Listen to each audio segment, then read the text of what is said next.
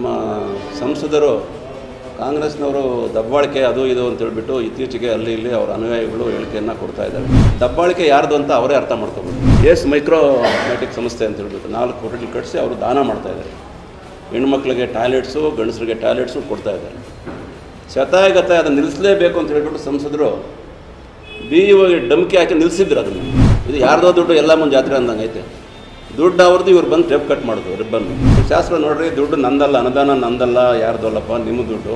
ಆ ಭಾಗದ ಮುಖಂಡರು ಕರೆಸ್ಕೊಂಡು ನೀವು ಕಾರ್ಯಕ್ರಮ ನಡೆಸ್ಕೊಳ್ಳಿ ಅಂತ ಹೇಳಿದ್ದಾರೆ.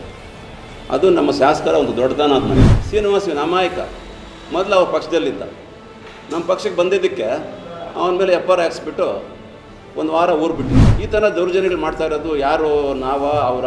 ನವೀನ್ ಕಿರಣ್ ಅವರು ಕಾಂಗ್ರೆಸ್ನಲ್ಲಿದ್ದರು. ಕಾಂಗ್ರೆಸ್ನಲ್ಲಿದ್ದಂಥ ಸಂದರ್ಭದಲ್ಲಿ ಅವ್ರ ತಾಯಿ ಕೂಡ ಕಾಂಗ್ರೆಸ್ನ ನಗರಸಭಾ ಸದಸ್ಯರು. ಮತ್ತೆ ಇನ್ನು 5 ಜನ ನಗರಸಭಾ ಸದಸ್ಯರನ್ನ ಕರ್ಕೊಂಡೋಗಿ ಏನು BJP ಅಭ್ಯರ್ಥಿಗೆ ಮತ ಹಾಕ್ಸಿದಂಥ ಅಂಥವರು ನಿನ್ನೆ ಪತ್ರಿಕಾಗೋಷ್ಠಿ ಮಾಡ್ತಾರೆ. ನಿಜವಾಗ್ಲೂ ಅವರಿಗೆ ನೈತಿಕತೆ ಇದ್ದರೆ ಕೂಡಲೇ ರಾಜೀನಾಮೆ ಕೊಟ್ಟು ಮಾತಾಡಿದರೆ ಬಹಳಷ್ಟು ಸಭ್ಯವಾಗಿರೋದು ಅಂತ. 2023 ಚುನಾವಣೆ, ವಿಧಾನಸಭಾ ಚುನಾವಣೆ ಅಂತ ಸಂದರ್ಭದಲ್ಲಿ BJPಯ ಮುಖಂಡರು ಆಗಿನ ನಮ್ಮ ಕಾಂಗ್ರೆಸ್ ಪಕ್ಷದ ಅಭ್ಯರ್ಥಿಯಾದಂಥ ಪ್ರದೀಪ್ ಈಶ್ವರ್ ಅವರ ಬಗ್ಗೆ ನಿಂದನೆ ಮಾಡ್ತಾರೆ.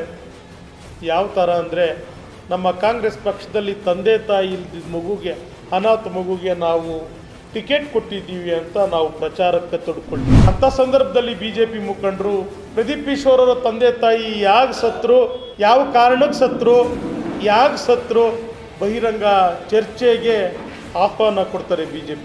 ಇದು ವೈಯಕ್ತಿಕ ನಿಂದನೆ ಅಲ್ವಾ? ಆ ಭಾಷೆ ಈ ನಿಮಗಳ ಮುಂದೆ ಅಸಭ್ಯ ಭಾಷೆ ಬಳಸೋದು ಕೂಡ ನನಗಿಷ್ಟ ಆಗೋದಿಲ್ಲ. ಅಂಥ ಅಸಭ್ಯ ಭಾಷೆ ಏನು SC/ST ಜನಾಂಗನ, ಒಕ್ಕಲಿಗ ಜನಾಂಗನ ಹೀನಾಯವಾಗಿ ಒಕ್ಕಲಿಗರನ್ನ ಒಂಥರ ಮಾತಾಡ್ತಾರೆ.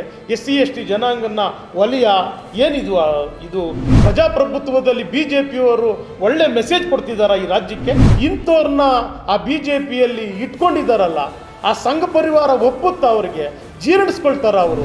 ಇದೇ ರೀತಿ ಮುನ್ರತ್ನದಾಗಲಿ ಇನ್ನೊಬ್ಬರದಾಗಲಿ ಇದೇ ರೀತಿ ಮುಂದುವರೆದ್ರೆ ಒಕ್ಕಲಿಗ ಸಮಾಜ ನಾಳೆ ಬೆಳಿಗ್ಗೆ ಯಾವ ರೀತಿ BJPಗೆ ಪಟ್ಟ ಕಲಿಸ್ಕೊಡ್ತದೆ ಅಂತ ಮುಂದಿನ ದಿನಗಳಲ್ಲಿ ನೋಡ್ಬೋದು.